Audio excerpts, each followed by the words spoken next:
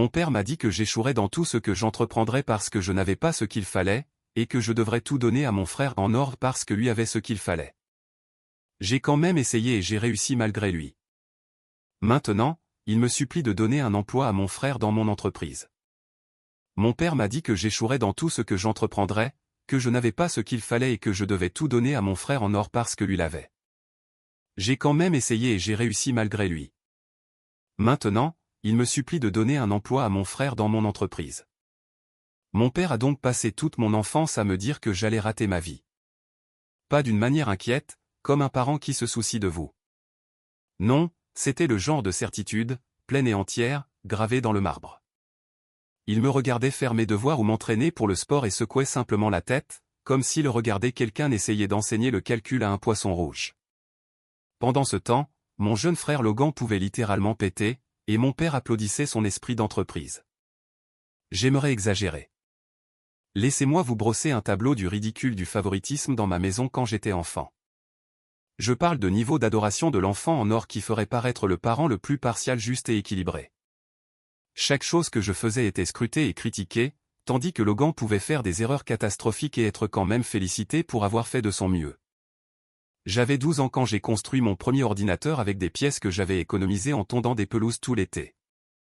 Cela m'a pris 3 mois de travail, de recherche, de visionnage de tutoriels YouTube, tout le processus. Quand je l'ai finalement mis en marche, mon père est entré dans ma chambre, l'a regardé et a dit que c'était une perte de temps parce que je ne ferais jamais rien de moi-même avec les ordinateurs de toute façon. La même semaine, Logan a ramené un C1 à un test d'orthographe et a été emmené manger une glace parce qu'il s'était vraiment appliqué cette fois.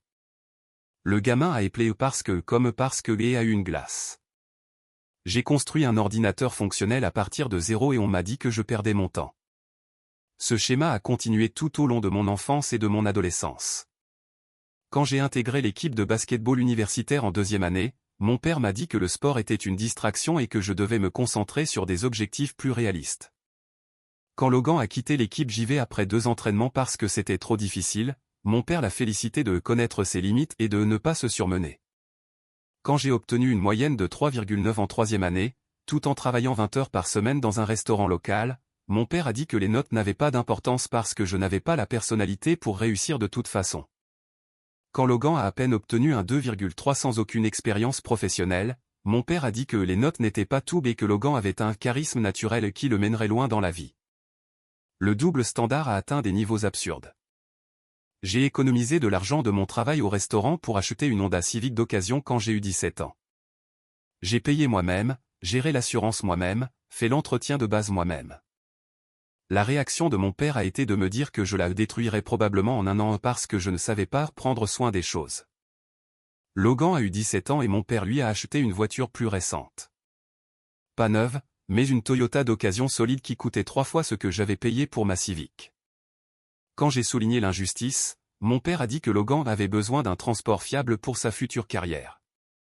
Apparemment, je n'avais pas besoin d'un transport fiable, malgré mon travail et mes études. Les fêtes d'anniversaire étaient une autre blague. Mes anniversaires étaient reconnus par une carte et peut-être une petite carte cadeau générique.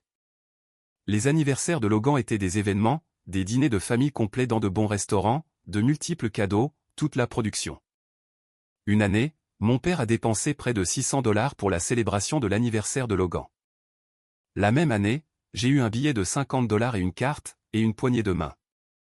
Quand j'ai rejoint l'équipe de robotique de l'école et que nous avons remporté une compétition régionale, mon père n'a même pas pu se donner la peine de se présenter à la cérémonie de remise des prix. Trop occupé par le travail, a-t-il dit. Quand Logan a participé à un tournoi de débat et a perdu au premier tour, mon père a pris un jour de congé pour le regarder, puis a emmené Logan dîner de consolation dans son restaurant de steak préféré parce qu'il était si fier de Logan d'y être allé et d'avoir essayé. Le message était clair comme de l'eau de roche à chaque interaction. Je pouvais tout accomplir et cela n'aurait pas d'importance. Logan pouvait tout rater et il serait toujours le favori. Il ne s'agissait pas de ce que nous faisions. Il s'agissait de qui nous étions aux yeux de mon père. Et à ses yeux, Logan était destiné à la grandeur, tandis que j'étais destiné à être médiocre au mieux. Le charisme naturel dont mon père ne cessait de parler, c'était essentiellement Logan qui savait se tirer d'affaire. Le gamin pouvait se sortir d'une contravention, d'un devoir raté, ou de presque n'importe quelle responsabilité. Et mon père le dévorait comme si c'était une sorte de super-pouvoir au lieu d'être juste un bon menteur. Mais voilà ce qui m'a vraiment tué. Quand j'avais 16 ans, j'ai lancé une petite entreprise d'entretien de pelouse. J'ai acheté une tondeuse d'occasion avec l'argent que j'avais économisé, imprimé des flyers à la bibliothèque et fait du porte-à-porte dans notre quartier. En 2 mois, j'avais 15 clients réguliers et je gagnais un argent décent pour un adolescent. J'étais incroyablement fier. J'avais enfin fait quelque chose que mon père ne pouvait pas critiquer. N'est-ce pas? Faux. Mon père m'a assis un soir et m'a dit que je devais fermer mon entreprise et donner ma liste de clients à Logan. Pas lui demander s'il voulait s'associer, pas suggérer de travailler ensemble, mais lui donner toute mon entreprise. Son raisonnement, Logan avait la bonne personnalité pour gérer une entreprise, et je ne faisais que du travail de base de toute façon. Il a dit que je devais me concentrer sur l'obtention d'un emploi régulier quelque part parce que l'entrepreneuriat n'était pas dans mon ADN. Mais Logan était un leader né qui avait besoin de l'opportunité de briller. J'avais 16 ans, j'avais construit quelque chose à partir de rien, et mon propre père voulait que je le remette à mon frère de 14 ans, qui n'avait jamais montré d'intérêt à travailler un seul jour de sa vie. Quand j'ai refusé, mon père m'a puni pour être égoïste et ne pas soutenir ma famille. Puni pour ne pas avoir donné ma propre entreprise que j'avais construite. C'est à ce moment-là que j'ai réalisé que mon père ne faisait pas que des favoritismes. Il croyait sincèrement que Logan était meilleur que moi. Il ne s'agissait même pas de ce que nous faisions ou accomplissions. Dans son esprit, Logan était intrinsèquement supérieur et destiné à la grandeur, tandis que j'étais intrinsèquement inférieur et destiné à l'échec. Rien de ce que je pouvais faire ne changerait jamais cette perception. Ma mère n'était pas beaucoup mieux. Elle suivait simplement tout ce que mon père disait. S'il disait que le ciel était vert, elle hochait la tête et demandait quelle nuance de vert. Elle ne m'a jamais défendu, n'a jamais remis en question le favoritisme évident, n'a même jamais reconnu que peut-être, juste peut-être, traiter ses enfants complètement différemment pourrait les perturber. Sa philosophie était « Votre père sait mieux », même quand son mieux était objectivement faux et limite abusif. Le moment des candidatures universitaires a été un autre cauchemar. J'avais travaillé incroyablement dur pour maintenir mes notes tout en travaillant et en gérant mon entreprise. J'avais de bons scores SAT, de solides activités parascolaires, des lettres de recommandation de professeurs qui me respectaient réellement. J'ai postulé à plusieurs universités d'État et j'ai été accepté dans toutes avec des bourses partielles. La réponse de mon père, il m'a dit que je perdais mon temps avec l'université parce que je raterais probablement de toute façon. Et même si je ne le faisais pas, je n'arriverais à rien parce que je manquais d'ambition et de motivation. Cet homme a regardé mes bulletins scolaires, mon historique de travail, mon entreprise, et a sommeau conclu que je manquais d'ambition et de motivation. La gymnastique mentale requise pour cette conclusion pourrait gagner l'or olympique. Puis Logan a commencé sa dernière année, et soudain l'université était la chose la plus importante au monde. Mon père a commencé à parler des écoles auxquelles Logan devait postuler, comment il s'en sortirait financièrement, à quel point il était fier de Logan et de vouloir poursuivre des études supérieures. Logan, qui n'avait jamais exprimé d'intérêt pour l'université auparavant, et qui obtenait à peine une moyenne de 2,5. Voici où ça devient encore mieux. Mon père m'a dit que je devais contracter des prêts étudiants pour mon éducation parce qu'il ne pouvait pas se permettre de m'aider. Assez juste. L'argent est serré. Je comprends. Sauf que 3 semaines plus tard, mon père nous a assis tous les deux et a annoncé qu'il avait économisé de l'argent dans un fonds d'éducation pour Logan. Il avait littéralement mis de l'argent de côté pendant des années, spécifiquement pour l'éducation universitaire de Logan, tout en me disant que nous ne pouvions pas nous permettre d'aider avec la mienne. Le montant, près de $40 000. $40 000 qu'il avait secrètement économisé pour l'enfant en or, pendant que je travaillais plusieurs emplois et que je contractais des prêts. Quand j'ai souligné à quel point c'était injuste, mon père a dit qu'il avait fait de l'investissement en Logan parce que Logan avait eu une meilleure chance de faire quelque chose de lui-même et d'apporter le succès au nom de la famille. J'étais une cause perdue qui gaspillerait tout l'argent qu'il me donnait. J'ai déménagé 2 semaines plus tard, j'ai pris mes prêts, mes bourses, mes profits commerciaux et j'ai trouvé un petit appartement près du campus. Les derniers mots de mon père furent que je reviendrais dans un semestre, implorant de l'aide, prouvant qu'il avait raison sur mon incapacité à m'en sortir seul. Je lui ai dit que je préférais vivre dans ma voiture plutôt que de lui demander quoi que ce soit un jour. L'université fut brutale, mais dans le bon sens. Je travaillais 30 heures par semaine, suivais un programme complet et réussissais, tant bien que mal, à maintenir mes notes. J'avais exactement 0 vie sociale. Pas de fêtes, pas de vacances de printemps, pas de bêtises de fraternité. Juste du travail, des cours, des études, du sommeil, et on recommence. Mon colocataire plaisantait en disant que j'étais comme un robot programmé pour la productivité. Ma journée typique commençait à 5 heures du matin. J'étudiais jusqu'à 7 heures, allais à mon premier cours, assistais aux conférences jusqu'à 13 heures, puis me rendais à mon travail dans un cabinet comptable local où je faisais de la saisie de données et de la comptabilité de base, travaillais jusqu'à 21 heures, rentrais chez moi, mangeais quelque chose rapidement. Étudiais jusqu'à minuit, dormais 5 heures, et on recommence. Les week-ends étaient réservés au rattrapage de devoirs et aux heures supplémentaires quand je pouvais. Pendant ma 2e année, j'ai commencé à travailler en freelance.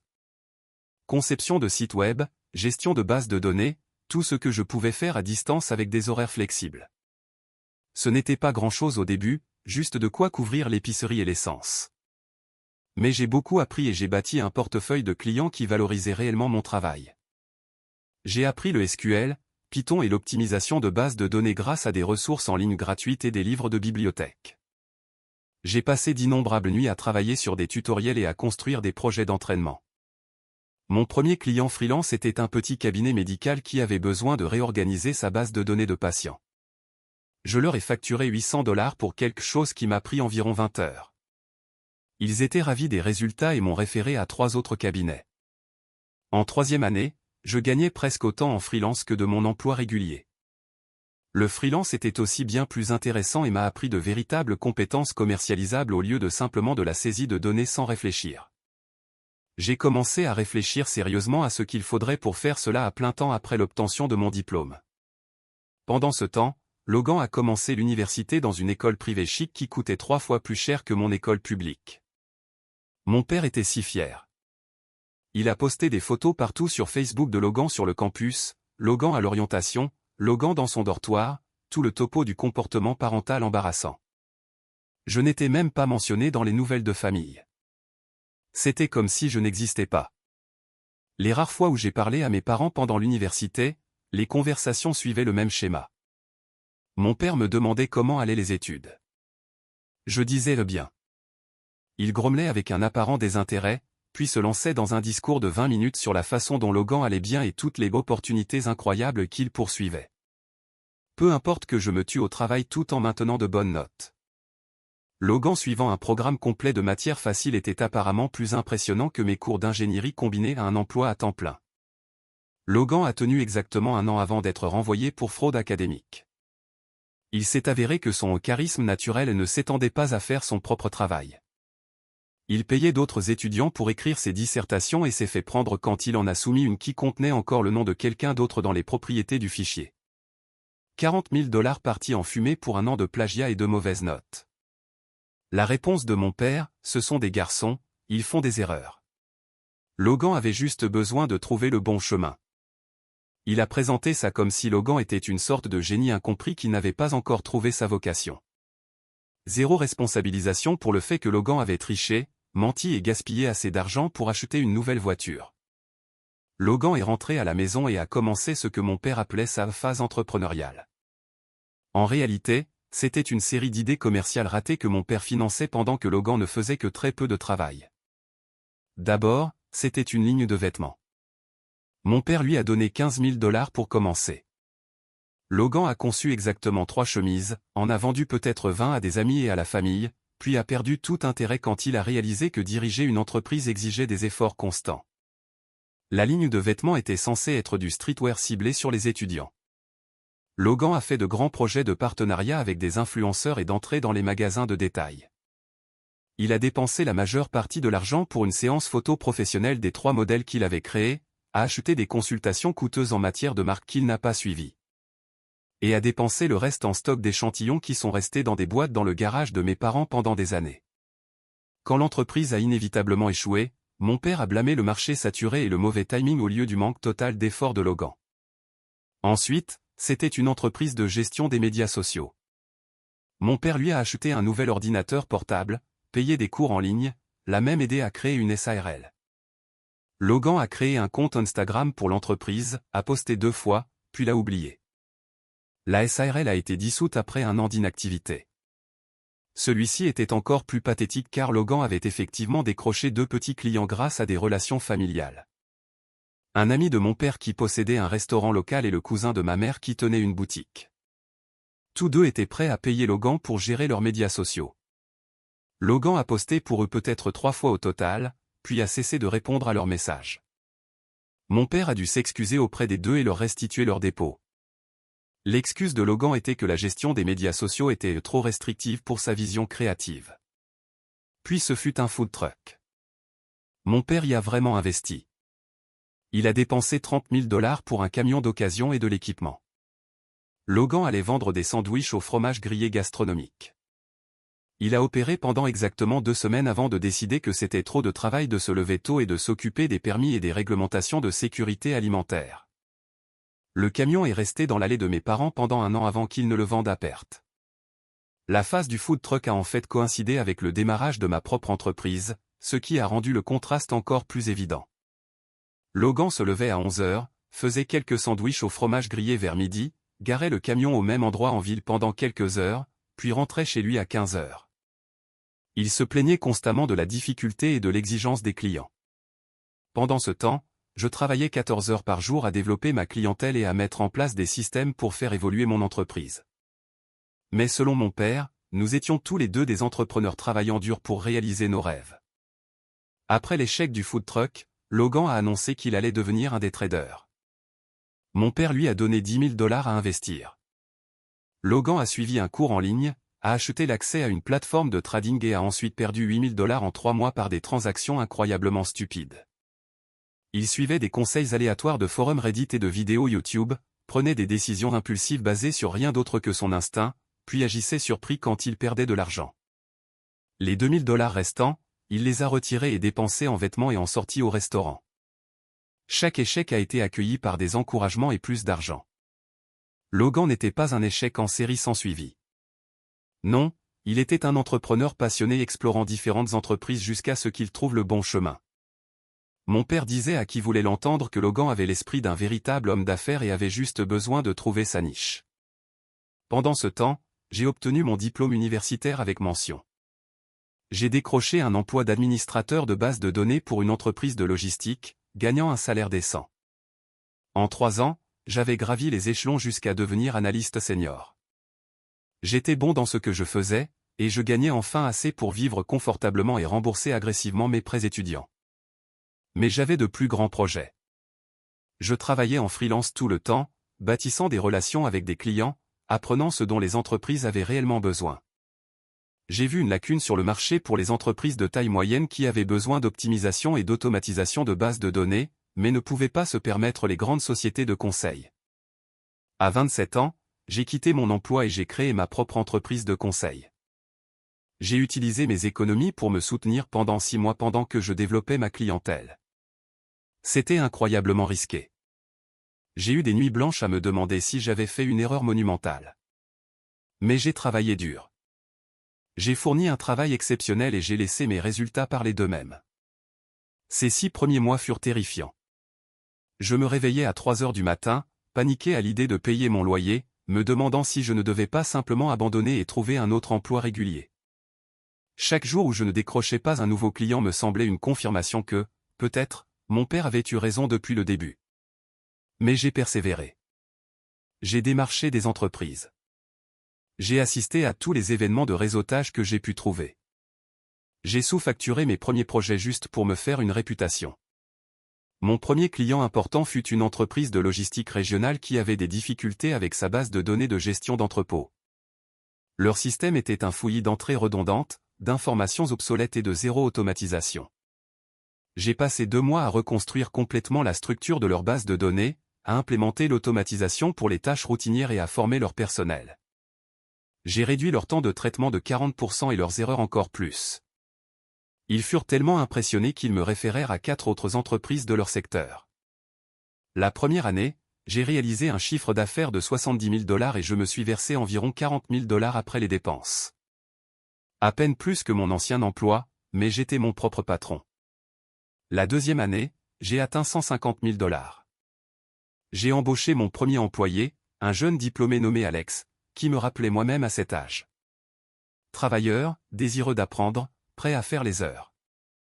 La 3e année, j'ai dépassé les 300 000 $ et j'ai recruté 2 personnes supplémentaires. En 5e année, je dirigeais une équipe de 12 personnes avec un chiffre d'affaires annuel de plus de 2 millions de $.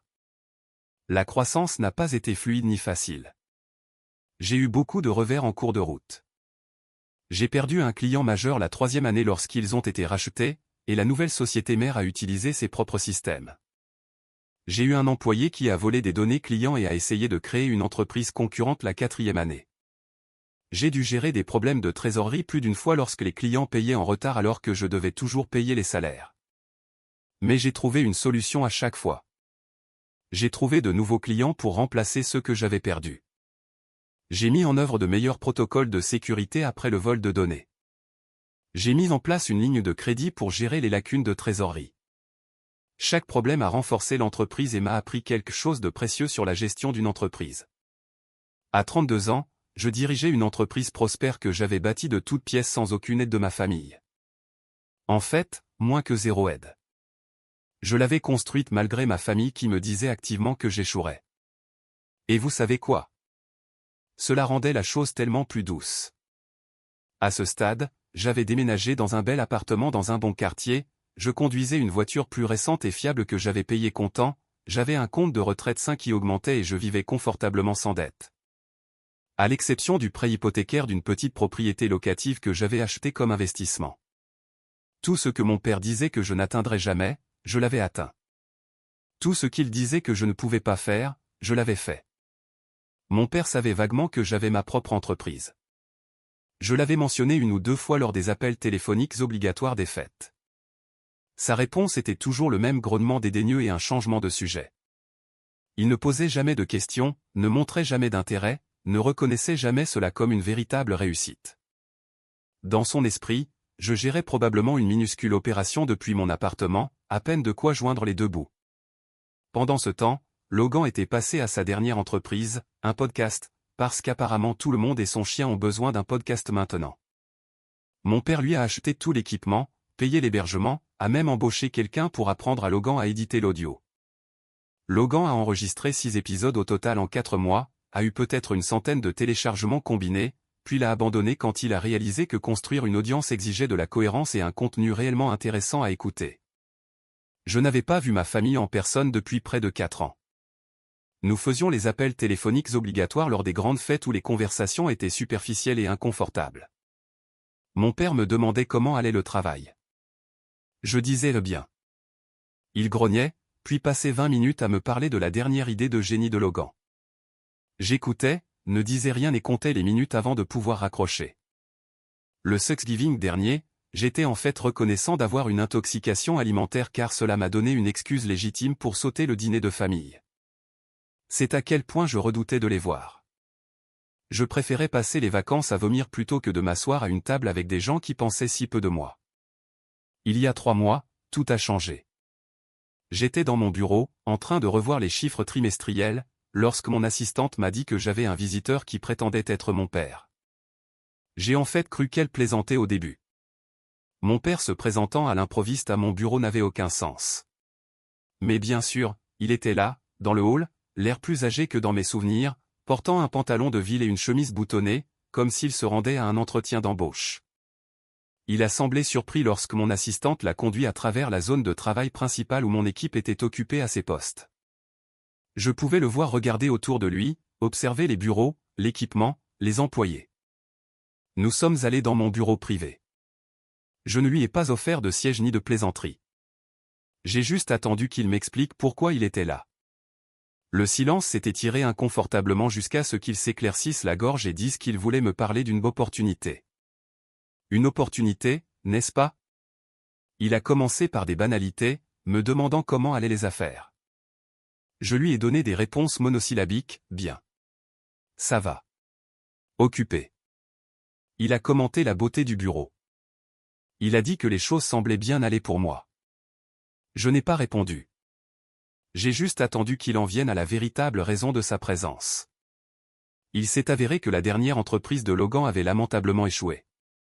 Il avait convaincu mon père de se porter co-emprunteur pour un prêt de 45 000 $ afin de lancer une entreprise de dropshipping. Vous savez, cette chose qui était déjà sursaturée est pratiquement une arnaque au moment où Logan a décidé de s'y lancer. Il avait dépensé l'argent en stocks qui ne se sont jamais vendus, en publicités qui n'ont jamais converti, en un cours enseigné par un gourou qui promettait de l'argent facile.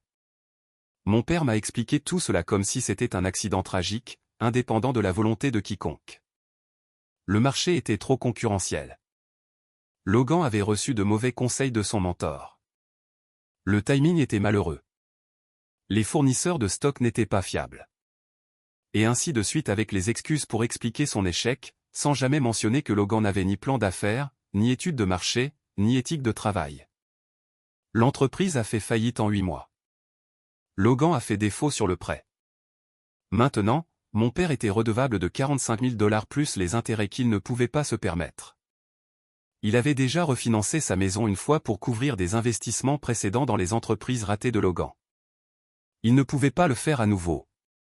Mon père était assis dans mon bureau, me racontant toute cette triste histoire sur la façon dont Logan avait essayé si fort, mais le marché était trop concurrentiel. Comment Logan était découragé et en difficulté. Comment ils avaient le besoin d'aide pour se remettre sur pied. Puis vint la véritable raison de sa visite. Il voulait que je donne un emploi à Logan dans mon entreprise. Pas n'importe quel emploi, un poste de direction. Parce que Logan avait tant d'expérience commerciale grâce à ses diverses entreprises et pouvait vraiment contribuer à la croissance de ma compagnie. J'ai ri à gorge déployée. Je n'ai pas pu m'en empêcher. L'audace était à couper le souffle. Vous plaisantez, ai-je dit. Il a semblé sincèrement confus. Pourquoi est-ce que je plaisanterais? Logan a de l'expérience dans la gestion d'entreprise. Il comprend l'entrepreneuriat. Il pourrait être un véritable atout pour votre équipe. Logan a l'expérience de l'échec d'entreprise, ai-je corrigé. Ce n'est pas la même chose. Le visage de mon père s'est assombri. Il a appris de ses expériences. Cela le rend précieux. Il sait ce qu'il ne faut pas faire. Moi aussi, ai-je répondu. Je sais qu'il ne faut pas embaucher des gens qui abandonnent quand les choses deviennent difficiles. Je sais qu'il ne faut pas embaucher des gens qui n'ont jamais réussi un seul projet. Je sais qu'il ne faut pas embaucher des gens juste parce qu'ils sont liés à moi. Il a tenté une approche différente. Il a parlé de la façon dont les entreprises familiales sont plus fortes grâce à la confiance et à la loyauté. Comment Logan serait engagé dans le succès de l'entreprise parce que ce serait le succès de la famille. Comment cela pourrait être une opportunité pour nous de reconstruire notre relation tout en aidant Logan à se remettre sur pied. Tout le discours était clairement répété. Il l'avait probablement pratiqué en voiture, mais il était plein de lacunes. Quelle confiance? Quelle loyauté? Nous n'avions pas de relation familiale à reconstruire parce que nous n'en avions jamais eu une vraie. Mon père a eu l'air offensé. Il a dit que la famille devrait aider la famille. Que j'avais des ressources maintenant et que Logan avait besoin d'opportunités, que c'était la bonne chose à faire. Il a réellement utilisé ces mots, la bonne chose à faire. Comme si donner à Logan un poste de direction pour lequel il n'était pas qualifié, dans une entreprise à la construction de laquelle il n'avait joué aucun rôle, était une sorte d'obligation morale. J'ai demandé à mon père s'il se souvenait de m'avoir dit que j'échouerais dans tout ce que j'entreprendrais. S'il se souvenait d'avoir dit que je n'avais pas ce qu'il fallait. S'il se souvenait de m'avoir forcé à donner mon entreprise d'entretien de pelouse à Logan parce que Logan était le leader né. S'il se souvenait des 40 000 $ qu'il avait économisés pour l'éducation de Logan pendant que je contractais des prêts. S'il se souvenait de toutes ces années où on m'avait dit que j'étais le fils inférieur qui n'arriverait jamais à rien. Son visage est devenu rouge. Il a dit que c'était du passé et que je devais arrêter de vivre dans le passé, qu'il avait toujours soutenu ses deux fils de manière égale, que j'étais mesquin et vindicatif en évoquant de vieux griefs. La révision totale de l'histoire était stupéfiante. Dans son esprit, il avait été le père de l'année pour nous deux. Je lui ai dit, non, aussi simple que ça. Non, je ne donnerai pas de travail à Logan. Non, je ne les sortirai pas d'affaires. Non, je ne fournirai aucune aide. Mon entreprise a été bâtie sur mon propre mérite, avec mes propres efforts. Malgré tout ce que ma famille a fait pour me décourager, Logan n'était pas qualifié pour travailler ici. Et même s'il l'était, je ne l'embaucherais pas. Le comportement de mon père a complètement changé. L'attitude faussement amicale a disparu. Il m'a dit que j'étais égoïste et cruel. Que Logan était mon frère et que la famille se serrait les coudes. Que je leur devais après tout ce qu'ils avaient fait pour moi en grandissant. Il a même dit que je leur devais. Pourquoi? Pour m'avoir dit que j'échouerais? Pour avoir favorisé mon frère de toutes les manières possibles? Pour m'avoir fait me sentir inutile pendant toute mon enfance? Je lui ai demandé de partir. Il a refusé. Il a commencé à élever la voix, disant que j'avais tourné le dos à ma famille, que le succès m'avait rendu arrogant, que je regretterais cela. J'ai appelé la sécurité. Regarder deux hommes escorter mon propre père hors de mon immeuble, tandis qu'ils criaient à quel point j'étais un fils ingrat, fut peut-être le moment le plus surréaliste de ma vie. Il m'a appelé 17 fois ce jour-là. J'ai bloqué son numéro. Il s'est présenté à mon appartement ce soir-là. Le portier l'a renvoyé. Il a envoyé des emails. Je les ai mis dans les spams. Il a essayé de me joindre via LinkedIn, de toutes les plateformes. Je l'ai bloqué là aussi. Puis Logan a commencé à envoyer des messages textes disant qu'il avait vraiment besoin de cette opportunité. Qu'il avait changé et grandi. Qu'il travaillerait dur et ferait ses preuves si seulement je lui donnais une chance. Qu'il savait que nous avions eu nos différences en grandissant, mais que nous étions des adultes maintenant et pouvions en passer à autre chose. Chaque message était clairement conçu pour appuyer sur des boutons émotionnels. Je n'ai répondu à aucun d'entre eux. Pas un seul. Qui avait-il à dire? Aucune manipulation soigneusement formulée n'allait changer le fait que Logan avait reçu tous les avantages, tandis que je recevais des critiques et des obstacles. Et il a quand même réussi à échouer dans tout, tandis que moi, j'ai réussi. Ma mère a commencé à appeler, en pleurant, disant que je déchirais la famille. Comment pouvais-je être si insensible envers mon propre frère qui luttait? Est-ce que je ne me souciais pas de la famille? Je lui ai rappelé qu'elle était restée silencieuse pendant que mon père me traitait comme de la saleté pendant 18 ans et finançait tous les caprices de Logan pendant que je travaillais à plusieurs emplois. Elle m'a raccroché au nez. Le harcèlement a continué pendant 2 semaines. Différents numéros de téléphone, des emails provenant de comptes que je n'avais pas encore bloqués, même une lettre manuscrite livrée à mon bureau. Toutes des variations du même thème. Logan avait besoin d'aide. J'avais le pouvoir d'aider. La famille et de la famille. J'étais égoïste. Je leur devais. Et ainsi de suite. J'ai finalement répondu par un seul email envoyé à tous les 3. Je l'ai gardé court et clair. Je n'avais aucun intérêt à renouer des liens avec des personnes qui avaient passé des décennies à me faire me sentir inutile. Les échecs de Logan n'étaient pas ma responsabilité. Leurs problèmes financiers n'étaient pas ma responsabilité. Je leur souhaitais le meilleur, mais je ne voulais plus aucun contact. Toute tentative supplémentaire de me contacter serait considérée comme du harcèlement et traitée en conséquence. L'email a semblé fonctionner. Les messages ont cessé. J'ai pensé qu'ils avaient peut-être enfin compris et me laisseraient tranquille. J'aurais dû mieux savoir. 2 mois plus tard, Logan s'est présenté à mon bureau, il est juste entré pendant les heures de bureau. Mon assistante a essayé de l'arrêter, mais il l'a bousculé et a fait irruption dans mon bureau pendant une réunion avec un client. Il a fait toute une scène, disant qu'il avait besoin de me parler, que c'était urgent, que je ne pouvais pas ignorer la famille. Je me suis excusé de la réunion, j'ai conduit Logan au hall et je lui ai dit sans équivoque que s'il se présentait à nouveau à mon bureau, je le ferais arrêter pour intrusion. Il a essayé de me saisir le bras, a commencé à pleurer, disant qu'il était désespéré, qu'il n'avait nulle part où aller. J'ai de nouveau appelé la sécurité. Alors qu'il l'escortait dehors, il a crié que je le regretterais, que le karma me rattraperait, que je finirais seul et misérable. C'est plutôt fort venant d'un homme de 30 ans qui avait échoué dans tout ce qu'il avait jamais essayé, et qui suppliait maintenant son frère pour un emploi dans une entreprise à laquelle il n'avait joué aucun rôle dans la construction. J'ai envoyé une mise en demeure formelle cet après-midi-là. J'ai demandé à mon avocat de la rédiger, elle précisait clairement que tout contact futur de la part d'un membre de la famille entraînerait des poursuites judiciaires immédiates. La lettre détaillait chaque incident de tentative de contact, le qualifiait de harcèlement continu et leur donnait un préavis explicite d'arrêter. C'est finalement ce qui a fonctionné. Silence radio pendant 3 semaines. J'ai même commencé à me détendre, pensant qu'ils avaient peut-être enfin compris le message. Puis j'ai reçu un appel de mon avocat. Mon père avait engagé un avocat et menaçait de me poursuivre en justice.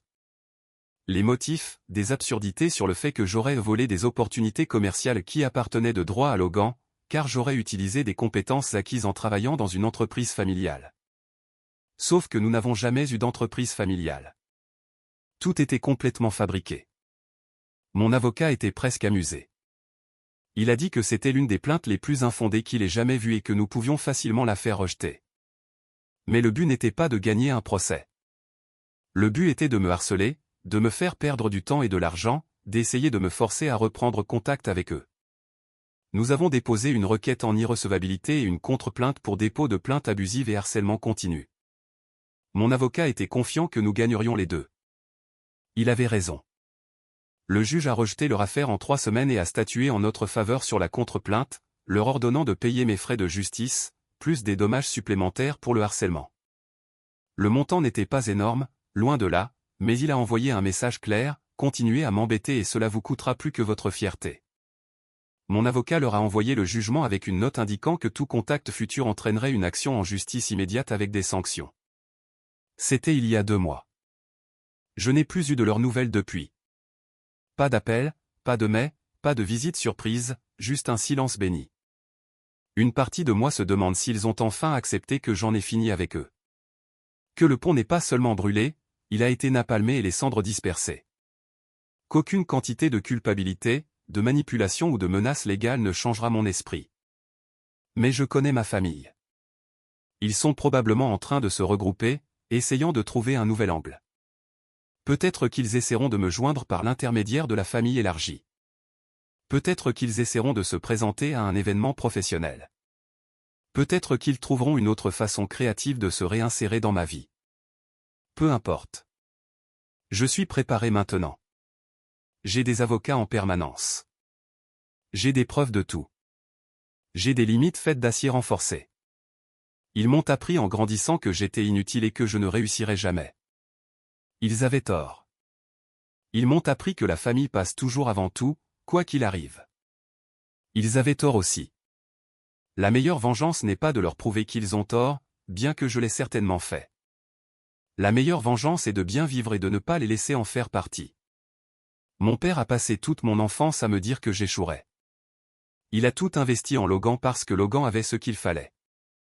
Maintenant, Logan vit chez ses parents à 30 ans avec une série d'entreprises ratées et de prêts non remboursés, tandis que je dirige une entreprise prospère que j'ai bâtie à partir de rien. Et ils veulent que je répare leurs erreurs.